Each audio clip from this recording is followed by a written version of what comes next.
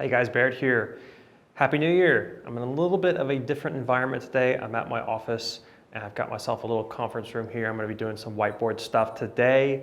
We're going to be talking about goals and systems and visions and how to accomplish the things that you want to accomplish for 2020. I'm going to show you the methodology that I use. I hope it's helpful. Stick around. Let's do this. So if you've done any searching around YouTube about this topic, there are thousands and thousands and thousands of videos about how to accomplish your goals, and a lot of them are really good, but I take a little bit of a different approach. I like goals all right, but I've got a lot of problem with goals, mainly when it's just a goal in a vacuum. So as an example, if you say, I want to win a gold medal, well, you kind of have to think about what that means. You know, the big question there is, why not 2 gold medals? Or why not 3? Why not 4, right? So I think goals are okay as long as they've got some meat and bones that come before it, okay? And that's what I'm going to show you. For me, like as an example with the podcast, I've been releasing a podcast episode every Monday morning at 5 a.m. for like the past year and a half or so. And I don't do that because that's my goal. I've got that vision in my head of what it would be like to release a podcast every Monday morning at 5 a.m., but it's the system that counts, and that's the approach that I take. I have systems in place that allow me to get to that point, to get to that vision, to get to that sort of feeling of what it's like to release an episode every Monday morning. I've had goals before. I've said to myself, I want to do X, and I fail almost every single time. But if instead I say, I want to do this habit every single day so that I can get to that point or get around to that point, I end up being much more successful. Now, this is just me. I hope that you guys will take what you like and then discard what you don't like from this video and create your own kind of system or your own kind of approach to this topic. But let me get over to the whiteboard so I can kind of draw some of these things out. Now, I want to reiterate here, there's really nothing wrong with having a goal, like having a very specific goal. But the thing is how do you get to that point? For me, I like to create a vision. Think to yourself, what would it be like to be in this spot? Okay, so if you wanted to lose 15 pounds, think about what it would be like to lose 15 pounds. What can you imagine yourself doing? Imagine yourself having to constantly pull up your pants because you can't fit into them anymore. Imagine getting in and out of your car in a much easier fashion. Imagine going to the store and having to buy new clothes. That's the kind of like vision you can create for yourself, and it's very different than just saying, I want to lose 15 pounds, because again, why not 16? Why not 17?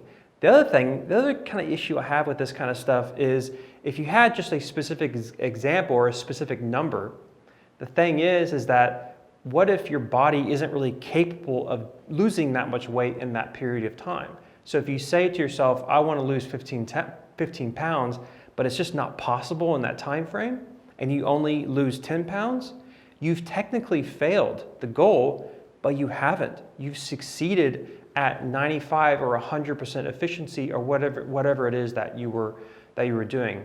The other thing is that if you are to reach the goal, what happens then, right? If it was just willpower and if you were just forcing yourself to do it and there wasn't a system or a system of habits behind the whole thing, then you may just gain all the weight back. In terms of pickleball, it could be the same thing. You may have gotten that medal, but what happens to that practice regimen and that drilling after the fact? So that's where systems come in place. Having a system in place that guides you towards that vision is one of the best ways to accomplish your goals, at least just for me. Again, like it's gonna be dependent on who you are and what kind of personality you have and so on. But a system of behavior, okay, that's based on habits is how you create consistency. It's how you create performance. So think about the habits that you have right now. One habit that I have, it's actually kind of a bad habit, is I watch YouTube every single night right before I go to bed. Not a good habit. So Think about what kind of system can I create with pickleball that I can replace. So as an example, what if I were to instead watch some pro matches with the speed slowed down? Like if you click the little settings in the YouTube thing, you can slow down the video. What if I were to watch that instead? So this is the concept of piggyback. By the way, I'm really sorry for the terrible handwriting, but there's this concept of piggybacking. So if you have a habit right now, like you do a certain thing at 2:30 or 3 p.m., how can you piggyback pickleball on to that habit? So as I gave an example with YouTube, if I watch YouTube every night, why don't I replace the videos that I watch on YouTube with pickleball videos instead, like Primetime or Into Pickle or Mark Renison or all the other great channels that are out there. So that's an example of how I can do that. The other thing are just basic habits. What kind of new habits can I create that will lead to this kind of success? If I want to get a gold medal and let's say 3-0, 35 plus, what do I need to do to get to that point? Well, I need to drill. I need to practice soft hands. I need to practice my third shot drops. I need to make sure that I'm getting my serves in all the time.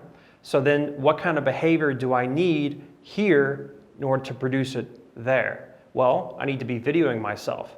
I need to be keeping track of how many serves that I serve out. I need to be playing at least 3 to 4 times a week. And that stuff needs to be habit. The problem with willpower and just forcing yourself to do things is that I think willpower is a resource that runs out. The best resource you can have are habits. There's a really great book written by Charles Duhigg called The Power of Habit. Amazing book, highly recommended. Another thing that you can do is surround yourself with other people that are trying to do the same thing. This is what creates accountability. And then this is what really gets you out to the court, because if you have really honest people in your life, like say a spouse or whatever, they're going to be able to give you that honest feedback with your system, and they're going to tell you if you're actually keeping up with it or not. It can be harsh sometimes getting honest feedback from people, but sometimes that's what we need. I've had to do that before where, the tournaments weren't going very well. I called a friend and she told me very plainly, like, dude, you haven't been playing much, and she gave me that honest kind of feedback. So try to develop a system that you think is going to lead to that vision. Once again, if you get off at work, let's say you get off at work at 4:30 or something, right? And one of your goals is to start eating better for your pickleball journey, which I know a lot of people are starting to do right now. They're starting to do the workout and eating stuff. Then create a system to where when you leave the office or wherever, you go straight to the grocery store and you pick up a few items, right? If you keep doing that over and over and over again, it will become habit, and then you'll be more likely to buy healthy food while you're there, and that should help you, again, get to that goal. But it's all about those habits. The habit, that stuff is so powerful. One extra point I want to add when it comes to developing the system of habits and so on is meaning. What does this vision mean to you? What does the goal actually mean? When it comes to the podcast, again, I hate using myself as an example so much, but it's just something that I just can talk about very easily. When it comes to the podcast, it means a lot. I mean, we get a lot of great comments, and even on YouTube as well. I get so many positive comments and thank yous and so on. And by the way, thanks for that. I really appreciate it. And so it means a lot to us. When we put out an episode, we really feel like we're talking to you guys and we're communicating in a positive way. And so that means a lot to us. And that meaning makes this journey, makes this whole process so much easier. It becomes compelling.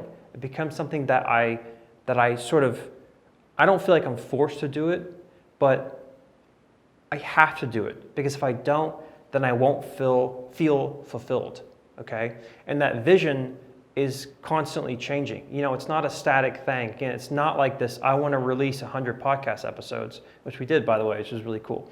But I want to continue providing high quality content for people that resonates. And that's the vision. And all of these things is what helps sustain that vision. So what does pickleball mean to you? The goals that you want to set this year. What does it feel like? Like seriously, get deep with this stuff. What would it feel like to accomplish the things that you desire? Like really think about it. Think what that vision would look like. How would you act? How would people react to you? Think about all that stuff. Create a system around it. Make sure that you're being honest with yourself.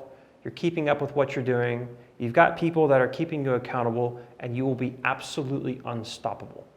But be wary of perfectionism. Now, perfectionism and I have a long and complicated relationship. There have been many times in my life where I've been quite the perfectionist, but it can kill you in the end if you're not careful. One of the big reasons why New Year's resolutions fail is because of perfectionism. I read this great book, I think it's called Finish, and in the book he talks about how people who quit their New Year's resolution or quit whatever kind of goal that they had, the reason why they quit is because they missed a one day. So if they said that they wanted to work out every single day, the reason why they quit is because they missed just one day. And that kind of perfectionism is going to kill you. Look, this is not easy. Doing this kind of stuff is not simple. You're going to have days where you fail miserably. But the point is that you have to pull yourself back up. Don't treat it as a failure and keep going. If you have people in your life that are going to motivate you and encourage you, it makes that process so much easier. The other really cool thing about this method is that when it comes to whatever vision you have, it's really hard for the vision to tell you how you're doing right now. You know what I mean? Like if I wanted to get a gold medal in 2020 at some point, it's hard for that vision to kind of give me feedback on how I'm doing, because the question is how do you know if this system is actually going to get you there? And that's what milestones are for. So if you can try to create milestones for yourself, and then if you feel like you're making them or not making them, or you feel like maybe you're failing in some way, this system can always be redesigned and it can always be iterated on. And that's the beauty of it. You know, we're not stuck with, you know, just lose 15 pounds or just earn one gold medal. We can develop the system and make it as flexible as we want. And again, you can ask people, hey, do you feel like over the last month, been playing 4 times a week, do you think that I've improved? And if they're honest with you, they're gonna say, well, not really. You know, and that's harsh. I know it's harsh, but if you hear that, then maybe the system needs to change, okay? So try to create some milestones for yourself. Try to create sort of like a checkup, maybe once a month at the beginning of each month, to sort of figure out how you're doing in that process. So again, just to kind of recap here, guys, I'm not like a super mega enemy of goals or anything. I think that goals are great, but when they're just goals and they're left alone, that's when I think people run into trouble. So I hope this was helpful, guys. Again, like, figure out what's best for you. Maybe there's a couple of parts of this video that was helpful, and if the other parts aren't helpful, then don't worry about it. Figure out what's great for you. That is the true Pickleball Kitchen way. That's the kind of content that I like to create. But again, guys, I hope this was helpful. I hope it gave you kind of a new perspective when it came to how to accomplish things in your pickleball journey or just your life in general. This is the system I use. This is how I got Pickleball Kitchen off the ground. I hope it was helpful. Guys, thank you so much for joining me. I look forward to practicing some systems in order to release a video every Wednesday or Thursday. I haven't picked the day yet. So look forward to much more content in the future. Thank you guys so much for joining me. I'll see you next time.